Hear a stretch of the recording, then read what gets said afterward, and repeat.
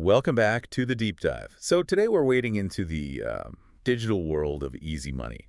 Specifically, we're looking at the allure of Captcha Entry apps. Right, the ones that promise you can earn cash just for doing these little micro tasks. Exactly. And we know you're looking for the real truth here.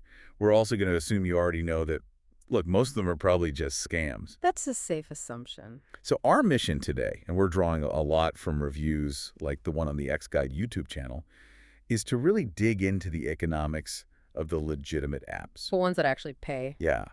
We need to figure out if this is a real way to get some extra income or if it's just, a spectacular waste of your time. And that's really the core tension, isn't it? These apps, they promise something so simple. You solve a little puzzle, you get paid. It sounds easy enough. But the actual experience for users is almost always disappointing. Even when the app is technically genuine, the reality is just, well, it's incredibly underwhelming. Okay, so let's start right there with legitimacy. We did find that some of them, an app like Captcha, is often cited. Right, that one comes up a lot. It is legitimate. It does pay you.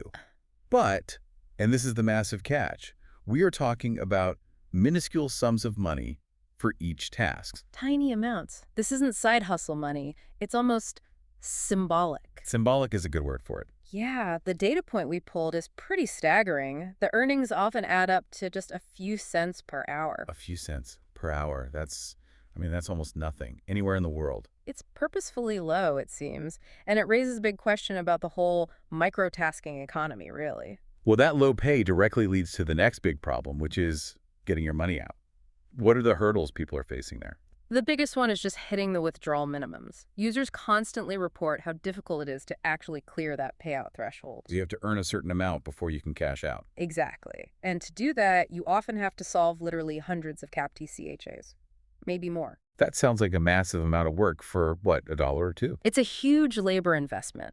That high volume requirement combined with the low pay, it almost acts like a filter. It captures all this work from people who give up before they can withdraw. Which makes me wonder, what's the real financial motive for the platform then? If they're not really paying for the labor, where's the money actually coming from? And that's the most important insight from this whole deep dive. If you look at the business model, especially for the lesser-known apps, the answer is advertising. Ah, of course.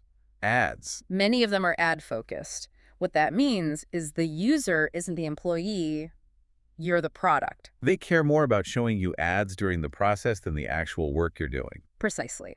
They prioritize getting ads in front of you, which explains why they can treat your CAPTCHA solving labor as nearly worthless. So the real takeaway then is you aren't really getting paid to solve a puzzle. You're getting paid a tiny fraction of a cent for your attention span. That's the long and short of it. Okay, so the consensus here seems clear. While some of these apps are real, they are absolutely not going to offer any kind of substantial income. You have to be really cautious with any of them making unrealistic promises. I think the synthesis of all this is that, these platforms should only be considered for tiny occasional earnings. And you need to go in with a very cautious approach because that effort to reward ratio is just so skewed. So, given that the whole business model is basically built to sell your attention, this deep dive leaves us with a pretty important question for you to think about. If the real value you're providing is just watching ads and you have to solve hundreds of puzzles to get a few cents, when does the time investment you're putting in actually start to outweigh the value of what you're getting back? It's a question of what your time is worth. Exactly. What is the value of your disposable attention? Something for you to chew on.